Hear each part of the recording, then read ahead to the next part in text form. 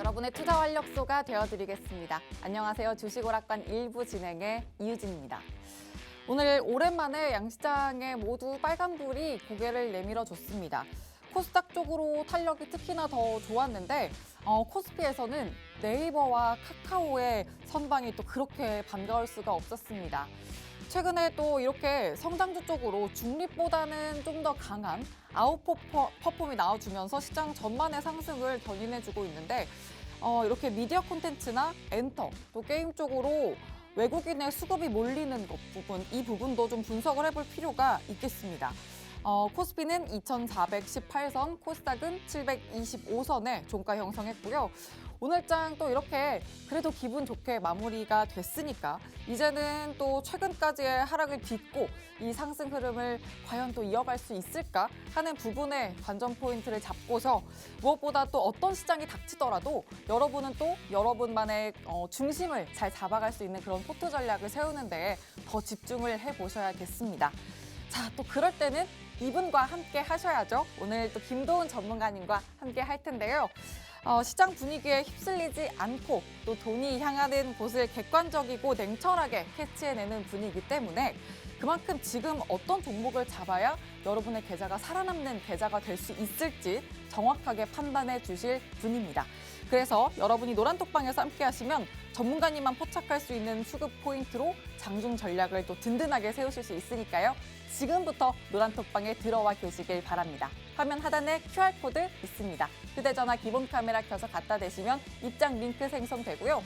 혹은 노란톡 검색창에 주식 오락관 김도훈 이렇게 검색을 통해서도 들어오실 수 있습니다.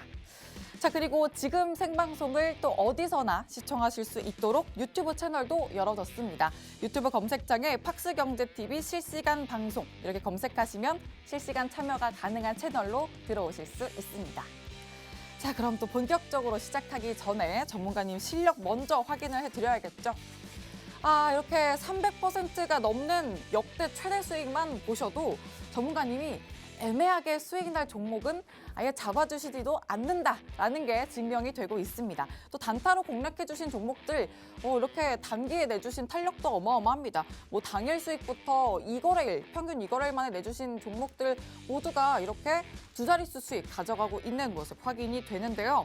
무엇보다 여기에 있는 이 종목들 모두가 세력들의 움직임을 포착해서 잡아주신 극비 세력주라는 점 지금 다시 한번 체크를 해드립니다. 오늘도 이런 극비 세력주가 필살기 종목으로 준비돼 있고요. 정확한 종목명과 또 장중 실시간으로 잡아드리는 매매 타점 모두 다 노란톡방 안에서 잡아가실 수 있습니다.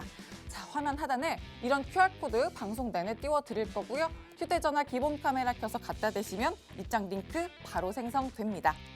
자, 그리고 저희 전문가님 노란톡방은 주식오락관 1부 50분 동안에만 들어오실 수가 있으니까요. 지금부터 서둘러서 들어오시길 바랍니다. 자, 다음은 관전 포인트 짚어드릴게요. 먼저 1부에서는 일단 지난주 빈쌀만 왕세자의 방한 전까지는 뜨거워서 손도 못 댈 것 같았던 네옴시티 테마의 불꽃이 또 이대로 약해져 버리는 건지 화력 점검에 좀 나서 보도록 하겠습니다. 테마 현황을 낱낱이 분석해 보면서 2차 상승을 준비하는 후발 대장주의 전략도 잠시 후에 세워보도록 하겠습니다. 자, 그리고 2부는 눈 깜짝할 새에 성장하는 업황을 타고 그렇게 같이 함께 또 성장할 필살기 종목을 공개해 드릴 건데요.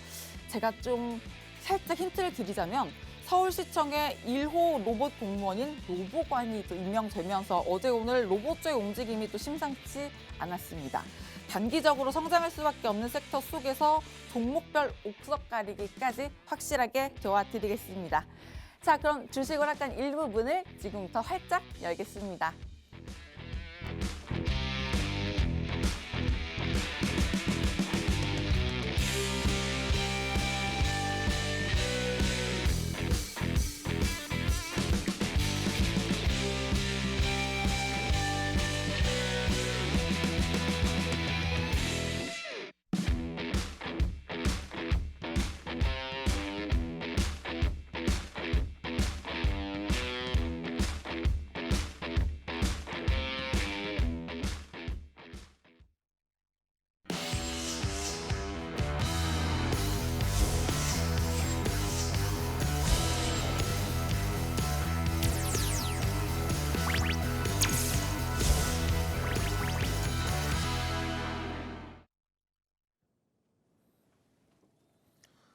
네, 반갑습니다.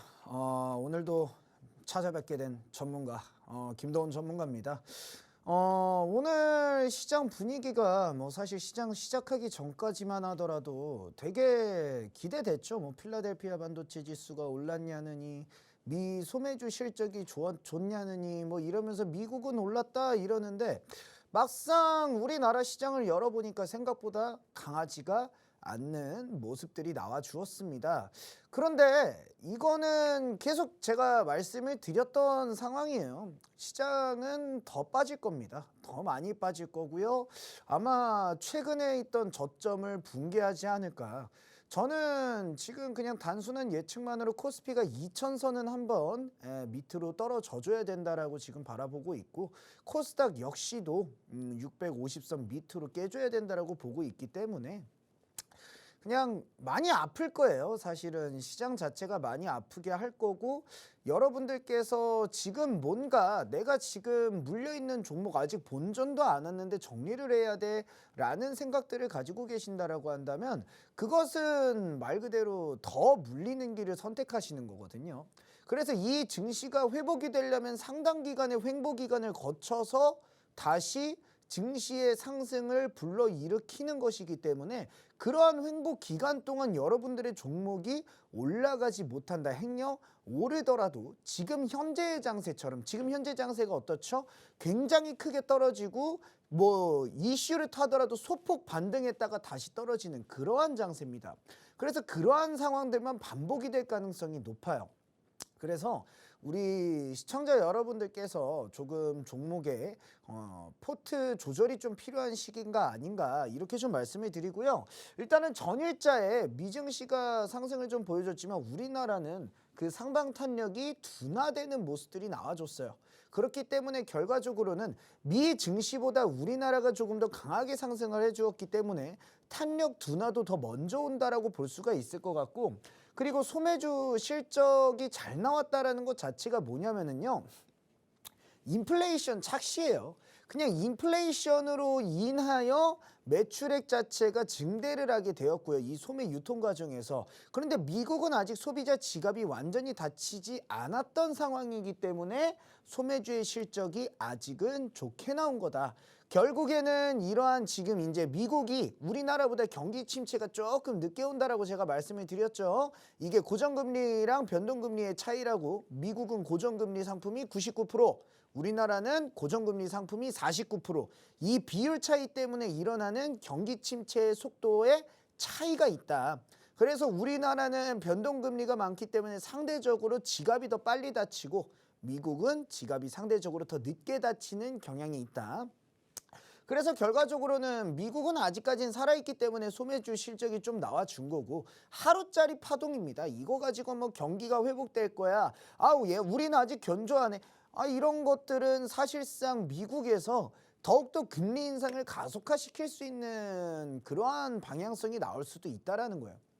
왜 그러냐면 이게 경기 침체로 완벽하게 들어갔다라고 예상이 되고 생각이 된다라고 한다면 연준에서도 더 공격적으로를 외치기만은 힘들 것이라는 관측이 있겠지만, 만약에 우리 아직도 견고해, 인플레이션 잡히고 있는데 우리 실업률도 생각보다 안 올랐네 라는 선택지가 주어진다라고 한다. 경기 침체에 아직도 들어가지 않았다라는 선택지가 주어진다. 금리 인상 더 세게 들어갑니다. 이 연준의 목적은 인플레이션이 내려가게 만드는 게 목적이 아니에요. 정확하게 목표 지점이 있단 말이에요. 2%를 만드는 거.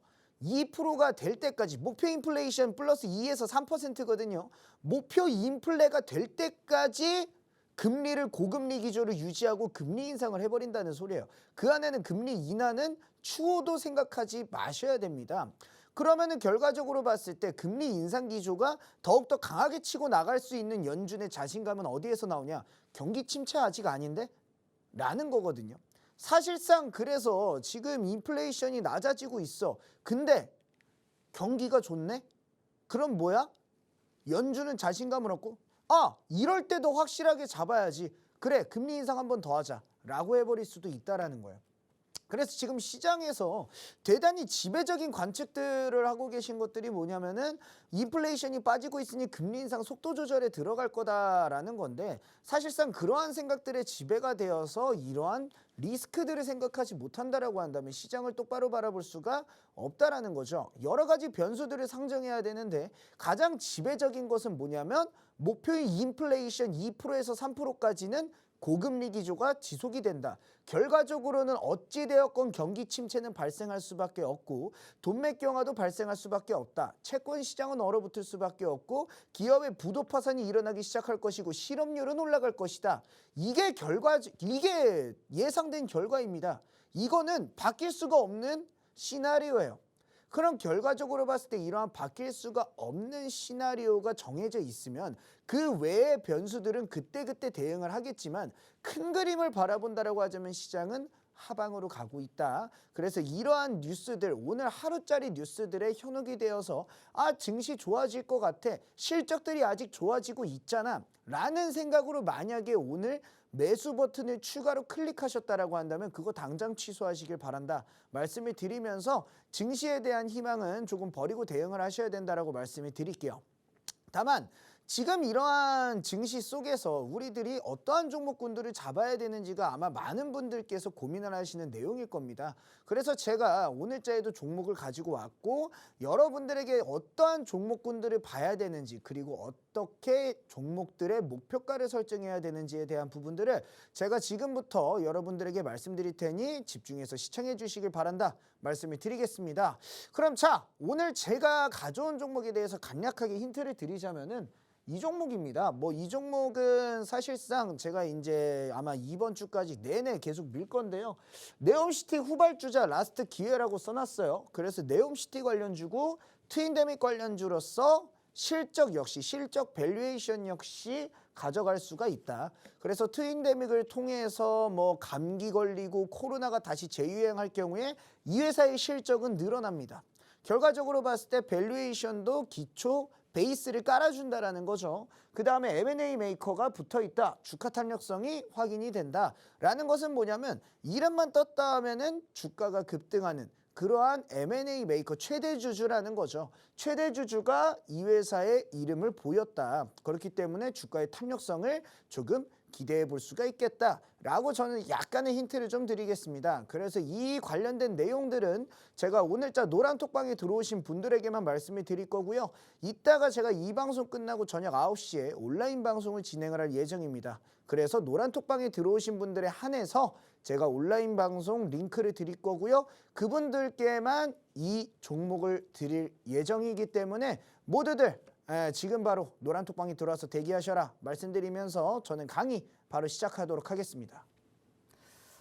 오늘 빨간불로 마감을 하긴 했지만 미국의 소매주 실적과 더불어서 인플레이션 해소는 착시일 뿐이고 하루짜리 파동에 불과하다 이렇게 또 분위기를 정리해 주셨고요.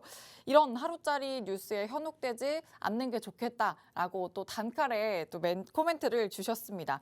하지만 또 이런 시장에서도 팽팽한 탄력을 가져갈 수 있는 종목으로 위로를 해주고 계시죠. 오늘 필살기 종목도 소개를 해주셨습니다. 일단 종목의 시세를 판가름할 수 있는 수급이 받쳐준다는 게 최대 모멘텀이라고 볼 수가 있겠는데요. M&A 시장의 메이커 세력이 수급량을 받쳐주면서 대시세가 기대되는 그런 극비 세력주가 바로 오늘의 필살기 종목이니까 정확한 종목명과 또 실시간 전략까지 노란톡방 안에서 김도훈 전문가님과 함께 잡아가시길 바랍니다. 화면 하단의 QR코드를 휴대전화 기본 카메라로 스캔하시면 입장 링크 생성되고요. 혹은 노란톡 검색창에 주식 오락관 김도훈 이렇게 검색을 통해서도 들어오실 수 있습니다. 자, 그럼 이제 본격적으로 강의를 시작해 보겠습니다. 제가 오프닝에서도 살짝 말씀을 드렸는데 최근 외국인의 매수세가 또 쏠리는 쪽이 성장주 같은 이런 미디어 콘텐츠, 엔터, 게임 같은 이런 성장주 쪽이다 말씀을 드렸는데 이 부분의 자세한 현황과 함께 이 추세가 또 어디까지 얼마나 더 갈 수 있을지 세세하게 들여다보도록 할게요. 전문가님 다시 모셔보도록 하죠. 예, 자 그러면은 일단은 먼저 섹터에 대한 것들을 저희들이 좀 둘러봐야 되는데요. 일단은 오늘 시장을 지배했던 섹터는 뭐냐? 바로 콘텐츠였습니다. 콘텐츠 관련주들 오늘 올라간 걸 바라보시게 되면은요. 키다리 스튜디오가 상한가를 갔고요. DNC 미디어가 제가 이걸 만들 때는 한 26% 수준이었어요. 자, 그다음에 쇼박스가 뭐 20% 이런 식으로 올라가 줬는데 사실 이것들이 이 콘텐츠주들이 오늘 올라갔던 거는 바로 이거예요. 뭐냐? 6년 만에 한한령 해제 기대감들이 쏠리고 있다. 이러한 내용들 때문인데 아마 제 방송을 열심히 보신 분들이라면 알 겁니다. 제가 이미 콘텐츠는요. 지난주였나 지지난주였나 제가 이미 방송에서 유망 섹터로 뽑아드렸었어요. 제가 유망 섹터로 뭘 뽑아드렸냐. 첫째로 네옴시티다. 그리고 둘째로 게임 콘텐츠. 그리고 바이오. 그 다음에 어떤 걸 뽑아드렸죠? 에너지. 그 다음에 곡물. 제가 이렇게 뽑아드렸습니다. 왜 이렇게 뽑았냐라고 말씀을 하실 때 저는 딱 말씀드렸죠. 바이오, 게임, 콘텐츠 이쪽은 뭐라고요? 경기 침체에서 수혜를 보는 세트다라고 제가 말씀을 드렸습니다. 아니 근데 그러면은 금리 인상을 하면서 지금 우리가 경기 침체에 들어서고 있는데 얘네들의 주가는 어떻게 됐었어요? 여태까지 박살이 났었는데요. 그러면은 이거는 뭐라고 설명하실 건가요? 라고 한다면 얘네들이 경기 침체에서 오르는 특성 자체가 뭐예요? 집에서 할 수 있기 때문이에요. 집에서 게임을 할 수 있고 이게 큰 소비가 아니라 작은 소비라고 보시면 된다라고 제가 설명을 좀 드리겠습니다. 큰 소비가 아니라 그냥 밖에 나가가지고 내가 뭐 진짜 비싼 옷을 쇼핑한다라든가 놀이동산에 간다라든가 이러한 활동적인 활동을 하기보다는 지갑이 닫히게 되면서 집에서 소소하게 즐길 수 있는 유흥거리들에 관심이 많아지게 되고 그러면서 게임과 콘텐츠의 실적이 증가하게 된다. 그런데 중요한 건 코로나 때 얘네들이 올라버렸기 때문에 지금 빠졌던 거예요. 코로나 때 왜 올랐어요? 집에만 있으라고 하니까. 원래 얘네들은요. 지금 이제 와가지고 뭐 성장주 하잖아요. 성장주가 아니라 얘들은 원래 경기 침체 방어주였습니다.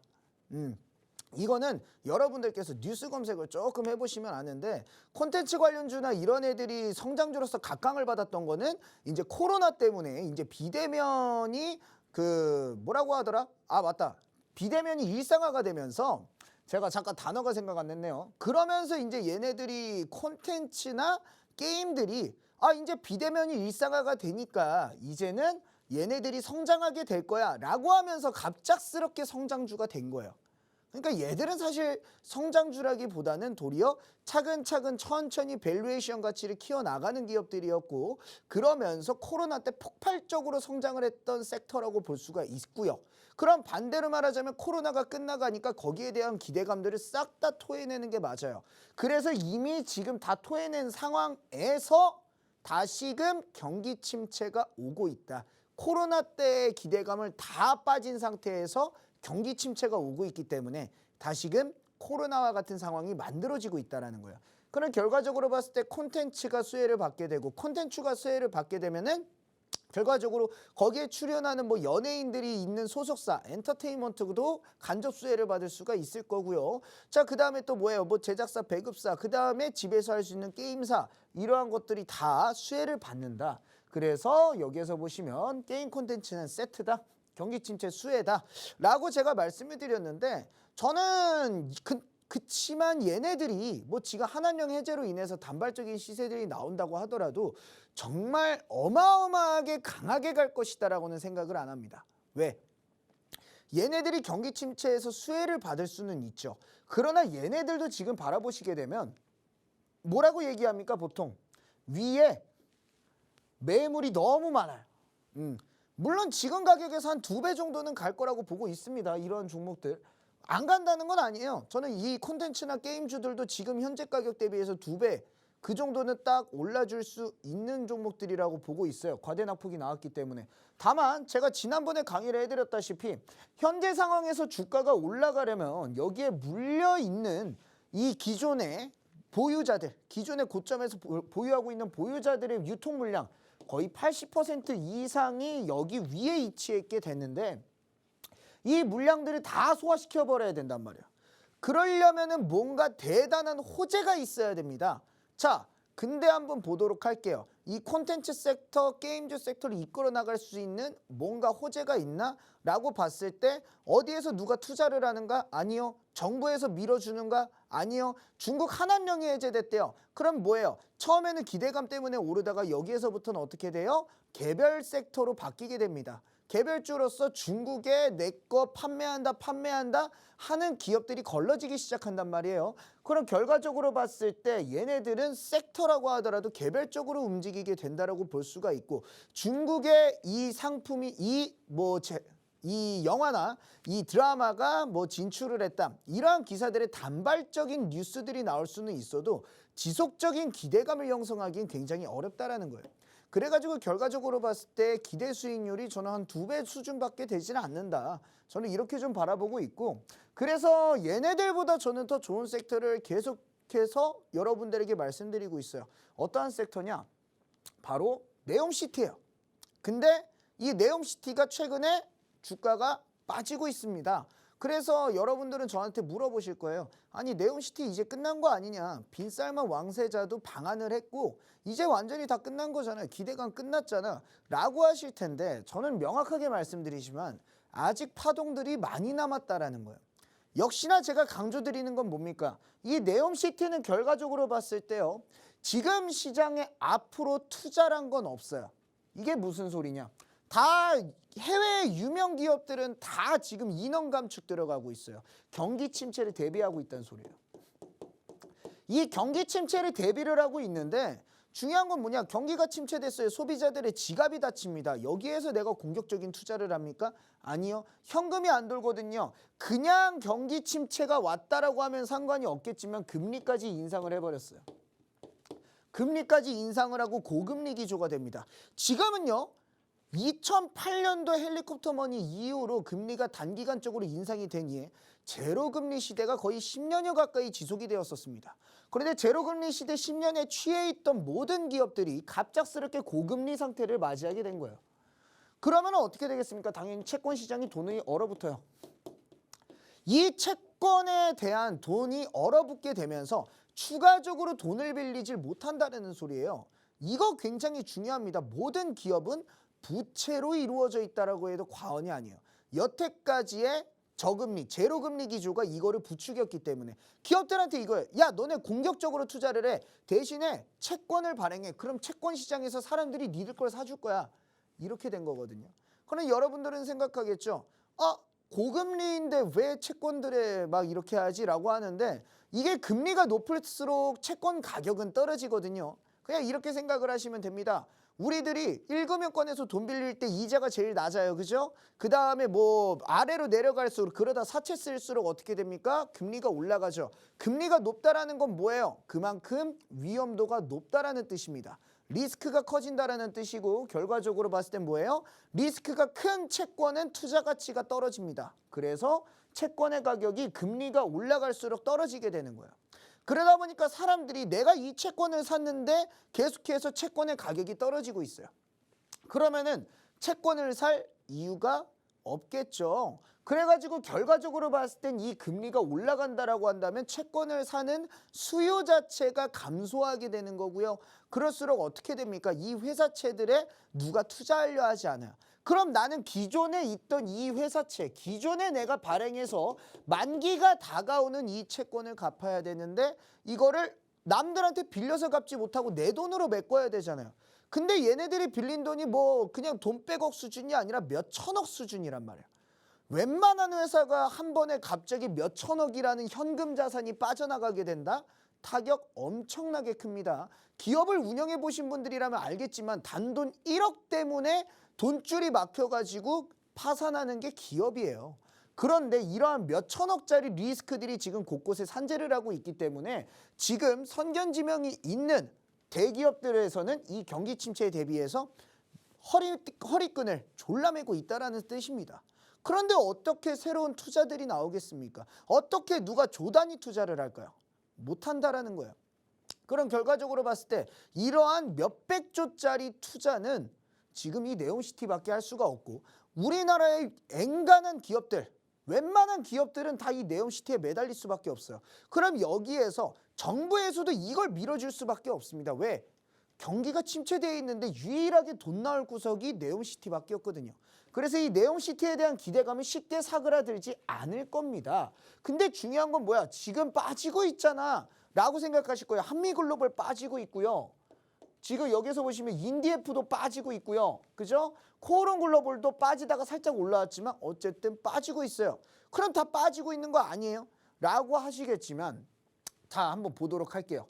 수주 기대감은 아직까지 살아있어요. 아직 뭐 된 게 있습니까? 아직 네옴시티에서 뭐 10% 정도밖에 아직은 발주가 진행이 안 됐어요. 10%도 아니지. 거의 1% 수준이 진행됐더라고요. 2%구나, 2%. 2%가 진행됐네, 2% 수주가. 아직 98%의 수주전이 남아 있습니다.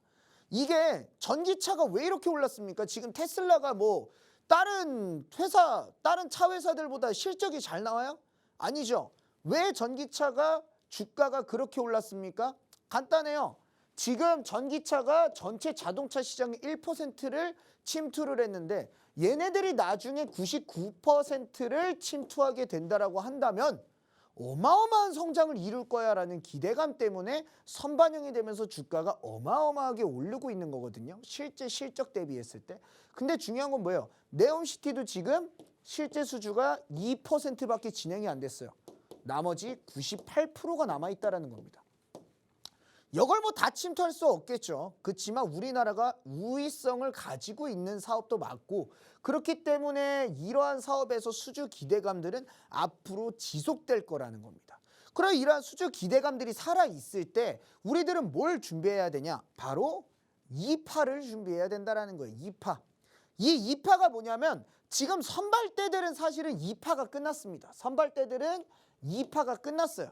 근데 이 후발대들은 어떻게 되고 있냐? 간단합니다. 지금 이 차트를 딱 보셔야 되는데 이게 뭔 차트냐면 그냥 뭐 엘리엇 파동 이론이라고도 볼 수가 있고요. 보통 통상적으로다가 그냥 뭐 이론이다 이런 식으로 얘기하면 고지식해 보이니까 통상적으로다가 주가가 처음에 딱 급등을 해요. 그죠? 자, 그 다음에 내려왔다가 다시 급등을 하게 되면은요. 첫 번째 급등보다 두 번째 급등이 더 길다라는 겁니다. 원래 그래서 N자 파동이 나와줬을 때는 두 번째 파동이 더 길다라고 봐요. 다만 이게 그냥 단순 주가 급등 이런 패턴이 나오는 게 아니라 추세적인 상승이 나올 때를 뜻하는 겁니다. 그럼 이러한 파동들을 우리들이 걸러낼 때 가장 중요한 건 추세적인 상승이 나올 수 있는 테마성, 호재성을 가지고 있는가가 굉장히 중요한데 네옴시티는 그걸 가지고 있다라는 거예요. 왜? 아직 2%니까 98%가 남았으니까. 그래서 지금 이제 이 2파를 챙겨갈 수 있는 자리에 있는 후발주자들도 너무나 많고요. 선발대도 아직까지 기회가 남아있어요. 뭐 3파도 남아있다라는 거예요. 이 추세파도.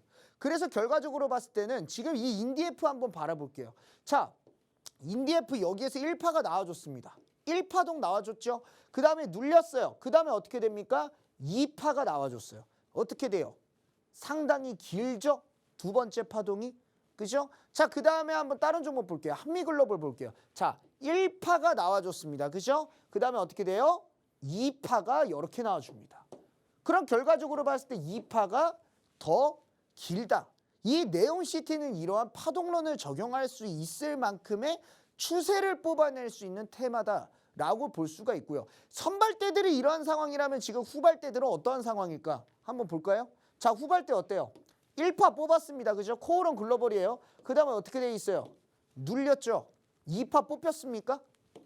안 뽑혔죠? 그죠? 1파만 뽑히고 현재 눌림 자리에 들어와 있는 상황입니다. 그 다음에 또 다른 종목. 히림 한번 볼까요? 어떻게 됐어요? 1파 뽑았죠? 자, 그 다음에 눌렸죠? 그럼 이제 뭐예요? 2파 상승 자리가 나와줘야 될 때라는 겁니다. 그래서 이 종목들 보면 지금 이것만 해도 뭐 거의 7, 80%가 올랐는데 이게 끝나는 거 아니에요? 자, 얘네들은 여기에서 몇 프로가 오른 건데요. 얘들 여기에서 10,000원에서 20,000원, 25,000원까지 올랐네. 2.5배가 1파였어요, 얘네. 2.5배가 1파였단 말이에요. 이 한미글로벌은. 여기 인디에프는 뭐예요? 얘네들 500원에서 1,000원, 1,200원 정도까지 올랐네. 얘네들 뭐예요? 2.2배 올랐어요. 1파에. 1파에 2배씩 올랐단 말이에요. 근데 지금 후발주자들 뭐예요? 1파에 얘네들 2배 올랐어요? 2배도 못 올랐어요. 그러니까 뭐야? 얘들 당연히 많이 오른 게 아니라는 거예요. 많이 오른 것도 아니고 얘들은 2파를 준비하는 수순을 밟고 있다라고 볼 수가 있다라는 겁니다. 그래서 네옴시티가 벌써 죽었다라고 생각을 한다면 그거는 테마성에 대한 이해가 부족하다라고 저는 말씀을 드릴 수가 있고요. 이걸 조금 정리해서 말씀드리자면 선발 때는 파동론상 지금 3파동의 단계예요. 3파의 단계고 후발주자들은 2파에 진입을 하는 단계고 그리고 라스트 주자들 얘네들이 3선이거든요. 얘네들이 1파 시작점에 돌입한다라는 겁니다. 이 테마의 순환이라는 거는요. 하나가 이렇게 치고 올라가잖아요. 하나가 1파를 내고 2파를 냅니다. 그 2파를 낼 때 후발주자들이 1파를 내요. 그리고 얘네들이 3파를 내줄 때 후발주자들이 2파를 내주고 그 후발주자들이 2파를 낼 때 라스트 주자가 1파를 내줍니다. 그리고 얘는 저물고 후발주자가 3파를 낼 때 얘가 2파를 내는 거예요. 이러면서 테마의 순환이 돌아가거든요. 강한 테마들은. 그렇기 때문에 지금 우리들은 뭘 봐야 되냐면 이 후발주자들 그리고 라스트 주자들까지 우리들은 지켜봐야 된다라는 겁니다. 그래서 제가 오늘 가져온 종목도 네옴시티인 거고요. 여러분들에게 제가 테마 유망한 테마들 다 말씀드려요. 제가 틀린 거 없죠? 유망한 테마들 말씀드렸던 거 원전도 같고요. 그죠? 다 태동하기 시작했습니다. 다만 제가 네옴시티를 계속 말씀드리는 이유는 뭐냐? 얘네만한 섹터는 없다라는 겁니다. 그래서 오늘 가져온 종목 역시도 여기에서 정말 강력한 상승을 보여줄 수 있다고 생각이 되는 종목이기 때문에 정말로 나는 진짜 이 네옴시티 관련해서 정말 강한 파동을 처음부터 끝까지 한번 먹어보고 싶다라고 하시는 분들은 지금 바로 노란톡방에 들어와서 대기해 주시길 바라겠고요. 저는 그러면은 바로 2강 준비하도록 하겠습니다. 최근에 콘텐츠 섹터가 6년 만에 해제된 한알령 모멘텀으로 좋은 움직임을 보여주는 건 사실이지만 지속적인 기대감을 가져가기에는 그만한 호재가 계속해서 터지지 않는 이상 좀 쉽지 않은 섹터다. 이렇게 또 말씀을 해주시면서 그래서 더더욱 뭐 몇백조, 몇십조, 몇백조의 투자가 들어가는 이 네옴시티의 끈을 놓쳐서는 안 된다. 이렇게 또 포인트를 짚어주셨습니다. 요즘 장에서 좀 이 네옴시티가 시들한 거 아니냐라고 생각하실 수 있지만 아직 수주 기대감이 무궁무진한 테마면서 또 사업 진행이 가시화된다면 더 확실하게 탄력을 보여줄 수 있는 테마이기 때문에 계속해서 집중을 해보셔야 되고요. 또 관련주들은 그래서 재차 나올 수 있는 파동에 준비 중이다. 이렇게 또 말씀을 해주셨으니까 장중 전략 꼭 노란톡방 안에서 전문가님과 함께 챙겨가시길 바랍니다. 화면 하단 QR코드에 휴대전화 기본 카메라 켜서 갖다 대시면 입장 링크 생성되고요.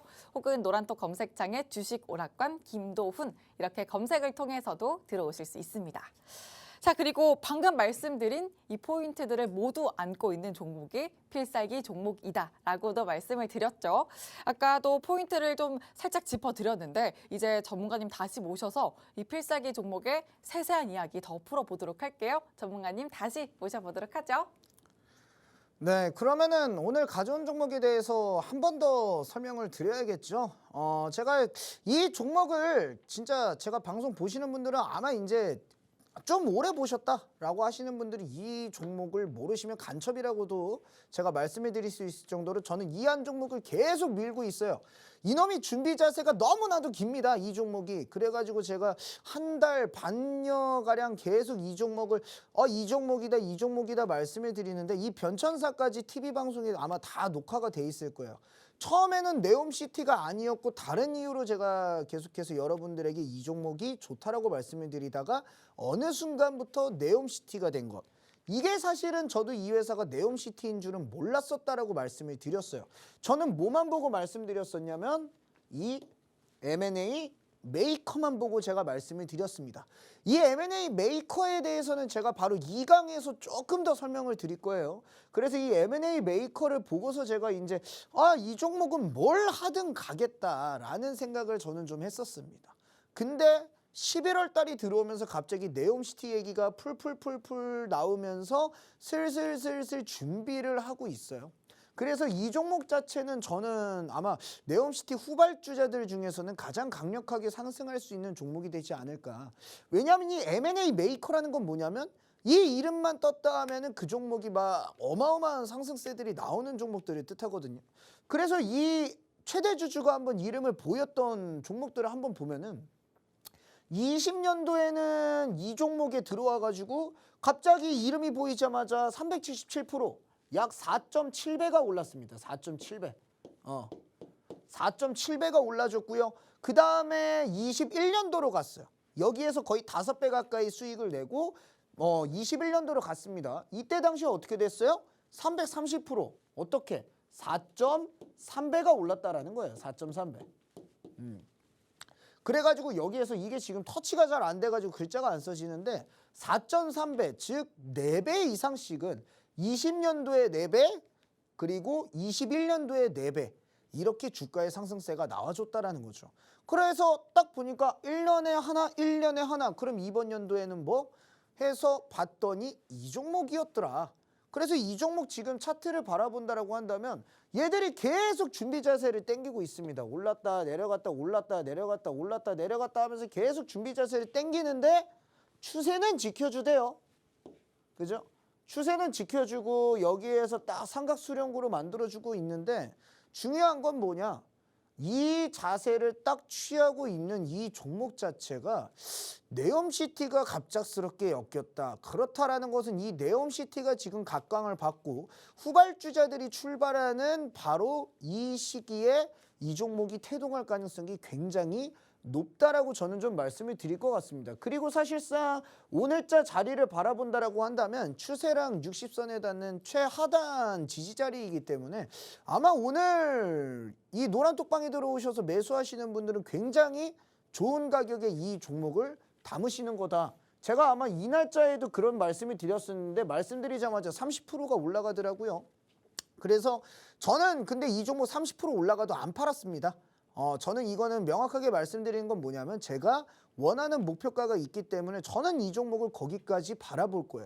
그리고 이 종목이 거기까지 간다라고 확신을 하고 저는 저에 대한 믿음이 있기 때문에 이 종목을 한 달 내내 계속 여러분들에게 말씀을 드리는 겁니다. 저는 이 종목으로 보여드릴 거예요. 남들처럼 막 수십 종목 뿌려놓고서 여러분들에게 자랑이나 하러 이렇게 나오지는 않습니다. 그러니 여러분들은 딱 생각을 하십시오. 증시가 앞으로 어떻게 되든 간에 저는 이 종목으로 여러분들에게 보여드릴 거고 계좌를 바꿔 드릴 거니까 정말 내가 이 종목이 뭔데 이 종목을 한번 확인하고 싶어. 나 진짜 계좌 바꿔 볼게. 라고 하시는 분들은 지금 바로 노란톡방에 들어와서 대기하시면 됩니다. 저는 어차피 여러분들에게 수익으로 말해야 되는 전문가니까 수익으로 말하도록 하겠습니다. 자, 그러면은 저는 여기까지 하고 2강 바로 시작하도록 할게요. 네, 필살기 종목 더 꼼꼼하게 풀어주셨는데요. 주가가 상승하는 데에는 수급량이 필수 불가결한 요소다. 이렇게 또 매 방송마다 강조를 해드리고 있습니다. 그만큼 또 이 주주의 이름이 떴다 하면 주가 탄력성이 확인됐던 M&A 시장의 명품 세력이 오늘 필살기 종목에도 붙었기 때문에 기대감이 더 실리고 있는데 오늘 필살기 종목을 또 저점 매수할 수 있는 마지막 기회가 노란톡방에 열려 있습니다. 지금 바로 노란톡방 들어오셔서 장중에 가져갈 수 있는 타점 전략 전문가님과 함께 세우시길 바랍니다. 화면 하단 QR코드에 휴대전화 기본 카메라 켜서 갖다 대시면 입장 링크 바로 생성되고요. 노란톡 검색창에 주식오락관 김도훈 이렇게 검색을 통해서도 들어오실 수가 있습니다. 자, 이제 또 다음 주제로 전문가님 빠르게 또 다시 오셔볼 텐데 아까 또 M&A 메이커에 대해서 자세히 말씀을 드리겠다 이렇게 미리 예고를 해주셨죠. 어떤 내용으로 또 채워주실지 끝까지 집중해 주시길 바랍니다. 전문가님 다시 나와주시죠. 네, 제가 지금 2강에서 할 내용은요. 제가 원래 온라인 방송에서만 말씀을 드리던 내용입니다. 근데 이 내용을 조금 순화를 시켜서 제가 TV 방송에서 한번 알려드려야겠다. 요즘에 가장 핫한 종목들이 다 이러한 행태로 M&A를 진행이 되고 있거든요. 뭐 예를 들어 가지고 WI라는 종목이라든가 뭐 아니면은 하이드로 리튬이라든가 뭐 굉장히 많은 종목들이 이러한 행태로 진행이 되고 있어요. 뭐 최근에 지에넌 에너지도 이러한 방식으로 인수합병이 됐고 예전으로 따지자면은 에디슨 EV도 이러한 방식으로 진행이 됐고요. 뭐 시장에서 10배 막 20배, 5배, 3배 막 이렇게 배배배 거리면서 올라간 종목들은 대부분이 이러한 행태를 띠고 있습니다. 그래서 이거는 여러분들께서 아마 들으시다가 시간이 부족할 수도 있어요. 그래서 더 배우시고 싶으시면 온라인 방송에서 더 자세하게 말씀드릴 거니까 일단은 한번 시작해 보도록 하겠습니다. 자, 요즘 가장 많이 보이는 행태가 뭐냐? 바로 유상증자로 회사를 인수한다라는 겁니다. 이거는 이제 회사 중에 WI라는 회사예요. 최근에 이제 그 하이드로 리튬이랑 같이 리튬 플러스가 최대 주주가 되었다라는 내용이 나오면서 주가가 4배 이상이 올라간 종목입니다. 현재는 이제 회사 사명 변경하고 뭐 하면서 잠깐 거래 정지가 돼 있어요. 근데 자, 여기에서 보시면 변경 사유가 뭐라고 돼 있어요? 삼자 배정 유상증자로 인한 최대 주주 변경이라고 돼 있습니다. 근데 여러분들께서는 아마 이거에 대해서 의심을 해본 적이 한 번도 없을 거예요. 삼자 배정 유상증자로 주식을 많이 취득해서 이 사람이 최대 주주가 되었네? 그럼 좋은 거 아니야? 라고 무작정 생각하시겠지만 이게 얼마나 말이 안 되는 거냐면요. 자, 한번 볼게요. 우선 우리들은 유상증자에 대해서 좀 알아야 됩니다. 유상증자는 뭐냐? 이 유상증자를 하는 사람이요. 여기 회사에다가 돈을 넣어주면은요. 회사는 이 사람한테 주식을 주는 거예요. 그게 바로 유상증자. 유상. 가격이 있다. 어떻게? 가격을 주고 증자, 자본을 증가시킨다. 자본이 뭐예요? 주식입니다. 그래서 이 사람이 여기 회사로 돈을 넣으면 회사는 이쪽으로 주식을 주는 구조예요. 그죠? 자, 근데 중요한 건 뭐냐면 이 최대 주주 변경이라는 건 뭐예요? 인수자가 최대 주주한테 돈을 주면 최대 주주는 자기의 주식을 인수자한테 주는 것을 뜻합니다. 즉, 야, 내가 이거 경영 안 할게. 네가 경영해. 대신에 내 주식을 다 가져가. 라고 하는 게 최대 주주 변경 양수도 계약이거든요. 근데 이 유상증자로 회사를 인수한다는 방식은 뭐냐면은요. 결과적으로 봤을 때 이겁니다. 뭐냐? 이게 갑자기 안 넘어가가지고. 자, 한번 볼게요. 최대 주주와 회사랑 인수자가 있어요. 자, 그러면 삼자 배정 유상증자로 회사를 인수하는 과정을 볼게요. 자, 인수자가 회사에다가 삼자 배정 유증 돈을 줍니다. 삼자 배정 유증 자금을 납입을 합니다. 그럼 회사는 인수자한테 주식을 줘요. 자, 그러면 어떻게 됐죠? 삼자 배정 유상증자가 됐죠? 근데 최대 주주가 변경이 되고 경영권을 준대. 어떻게? 최대 주주가 얘한테 경영권을 준대요. 자, 그러면은 이 과정을 우리들이 한번 그림으로 그려봤는데, 자, 그럼 여기에서 볼게요. 최대 주주가 단 한 푼이라도 받았습니까? 최대 주주가 회사의 경영권을 넘겨주는데 단 한 푼이라도 받았나요? 한 푼도 안 받는다라는 거예요. 공짜로 회사를 주는 거예요. 아니, 자기가 경영하는 회사면은 상관이 없거든요. 근데 회사에다가 돈을 넣고 회사에다가 돈 넣은 거예요. 최대 주주한테 돈 준 게 아니라 회사에다가 돈 넣고 이 최대 주주의 경영권을 뺏어간다고? 이런 말도 안 되는 게 다 있나? 그죠? 이 최대 주주가 바보입니까? 그죠? 아니, 그리고 인수자 입장에서도 그래. 왜 이렇게 인수를 하냔 말이에요. 왜? 최대 주주가 나중에 너네가 경영하는 거 보니까 마음에 안 들어. 야, 우리 싸우자 하면은 지분 대결해야 돼요. 이게 뭔 소리냐? 인수자 입장에서는 회사의 경영권을 넘겨받아도요. 이 최대 주주가 남아있잖아. 이 최대 주주의 지분을 안 가져왔잖아요. 그러니까 경영을 하다가 갑자기 얘가 딴지 걸면은 그래, 야, 그럼 우리 표결 대결 하자 막 이러면서 돼야 된단 말이에요. 제대로 회사 경영을 못 한다라는 소리입니다. 그래, 최대 주주 입장에서는요. 회사 경영권을 넘겨줬는데 자기가 받은 돈이 한 푼이라도 있어요? 없어요. 그죠? 이러한 구조가 나오게 된다라는 거거든요. 그런데 이러한 구조로 인수를 하는 게 지금 너무나도 많이 보여요. 그럼 여거에서 도대체 최대 주주는 어떠한 이득을 받을까? 원래 회사를 M&A에서 매각을 할 때는요. 경영권 프리미엄이라는 게 붙어요. 경영권 프리미엄이라는 게 붙어서요. 어떻게 되냐면 현재 시가 대비, 현재 주가 대비 해가지고 대략 50%에서 100%, 많게는 뭐 300%까지 프리미엄을 붙여서 주식을 양도를 합니다. 이게 실제로 최대 주주가 그래서 매각을 할 때는 경영권 프리미엄 뭐 100%, 200% 이렇게 부른단 말이에요. 그러면은 이 사람은 그 몇 배를 취할 수 있는 이득을 다 포기해야 되는 거니까 말이 아예 안 된다라는 거죠. 그럼 도대체 왜 이렇게 하냐? 간단합니다. 이러한 법안이 있어요. 뭐 실질적 사업을 영위하지 않는 법인 혹은 투자조합은 회사 인수 후 1년간 의무 보호 예수. 즉 최대 주주가 변경이 됐어. 내가 이 회사를 경영권을 인수를 했어. 그러면은 나는 그 경영권을 인수할 때 샀던 주식을 1년 동안 못 팔아요. 1년 동안 묶여놔야 된단 말이에요. 그럼 이걸 가장 싫어할 사람이 누굴까? 이 회사를 경영할 사람일까요? 아니죠.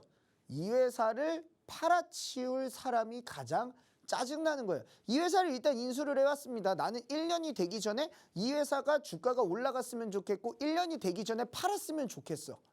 그러면은 어떻게 돼요? 이게 너무 싫은 거야. 그래가지고 이걸 피하기 위해서 삼자 배정 유증을 한다라는 거예요. 사실상 여기에서 바라보시게 되면은요. 자, 한번 볼게요. 원래 이게 지앤원 에너지라는 회사 양수도 계약서입니다. 지앤원 에너지인데 자 여기에서 보시게 되면은 얘네들 원래 1000만 주, 1100만 주를 들고 있던 GNC 에너지에서 이 이부르 신기술 조합의 4인 즉 이 1100만 주를 5명한테 나눠서 줬습니다. 어떻게? 274만 주, 300만 주, 300만 주, 100만 주, 50만 주 이렇게 나눠서 줘버리는 거예요. 그러면 어떻게 되겠어요? 지분이 다 쪼개지겠죠? 뭐 1100만 주가 한 20%였다라고 치면은 야는 뭐 5% 막 이런 식으로 해서 지분들이 다 쪼개지겠죠? 그러면 얘 중에서 많은 놈이 최대 주주가 되냐? 아니에요. 누가 들어와요? 삼자 배정 유상증자가 들어와요. 어떻게? 삼자 배정 증자가 들어오게 된다라는 겁니다. 얼마? 550만 주를 증자를 같이 해버렸어요. 그러면은 얘가 뭐예요? 얘가 최대 주주가 되네요. 그죠? 얘가 최대 주주가 되고 방금 전에 여기는 어떻게 됩니까? 전부 다 2대 주주, 3대 주주가 되는 거예요. 4대 주주. 그럼 이 주식들을 어떻게 할 수 있어요? 다 매도가 바로 가능한 주식이 된다라는 겁니다. 그래가지고 사실은 이렇게 쪼개놓고서 유상증자를 하는 방식으로 인수를 하는 이유가 최대 주주의 지분 자체가 굉장히 비싼 가격에 내가 샀잖아요. 그럼 비싼 걸 먼저 팔아놓고 유상증자의 단가가 싸거든요. 싼 걸 가져가야죠. 그렇죠? 이러한 거예요. 그래서 싼 가격의 주식을 들고 가고 유상증자 같은 경우에는 현재 주가 대비 10% 할인된 가격으로 발행이 되기 때문에 싼 가격의 주식을 들고 가고 뭐 2배, 3배 프리미엄을 주고 산 주식은 바로 매도가 가능하게 만들어서 이 주식이 가장 잘 올라갈 때가 언제입니까? 경영권이 바뀔 때죠. 경영권이 바뀔 때예요. 그때 주가가 올랐을 때 팔아치우는 방식들이 요즘에 많이 성행하고 있다. 이게 어디에서 나왔냐면은 이 기준 최대 주주 지분이 차익 가능한 거 이게 어디서 나왔냐면 에디슨 EV라는 기업에서 맨 처음 나왔어요. 이게 이것까지 설명하려면 시간이 살짝 부족할 것 같은데 내가 이거 부족할 것 같더라. 그래서 어찌되었던 이러한 행태들로 하기 때문에 사실상 뭐냐 최대 주주 그 경영권 프리미엄 현재 주가 대비 50에서 100% 붙는 데 있죠. 이러한 주식들은요. 이 가격 이상 올라가는 경우가 태반입니다. 그래서 보통 이러한 구조로 인수가 진행이 됐던 종목들을 보면 최소 3, 4배 이상의 주가의 상승 흐름이 나왔다. 근데 중요한 건 뭐냐면 제가 오늘 가져온 종목 역시도 유상증자에다가 경영권을 넘겨놓은 주식입니다. 그래서 이 종목도 제가 자세한 설명은 제가 그냥 노란톡방에서 해드릴 테니까 노란톡방에 들어오셔서 제 오늘자 온라인 방송 꼭 참여하시길 바라고요. 지금 바로 노란톡방에 들어와서 이 종목은 반드시 받아가셔라 말씀드리면서 오늘 방송 여기에서 마치도록 하겠습니다. 유상증자를 키워드로 또 마지막 강의 풀어주셨는데요. 이렇게 또 많은 개인 투자자분들이 놓치고 갈 수 있는 부분들을 또 꽉 잡아주시는 분이니까 시장 요소들 하나하나 놓치지 말고 또 이 안에서 오늘 유상증자 안에서도 또 가져갈 수 있는 명확한 포인트를 갖고 있는 종목이 바로 오늘의 필살기 종목입니다. 더 풀어드리지 못한 내용도 노란톡방 안에서 이루어지는 온라인 강의로 풀어드릴 거니까 꼭 그 부분도 챙겨가시길 바랍니다. 화면 하단 QR코드 스캔과 또 노란톡 검색 통해서 들어오실 수 있습니다. 자, 그럼 오늘 주식오락관 1부는 여기서 마치도록 하고요. 계속되는 2부에서도 함께해 주시길 바랍니다. 시청해주신 여러분 고맙습니다.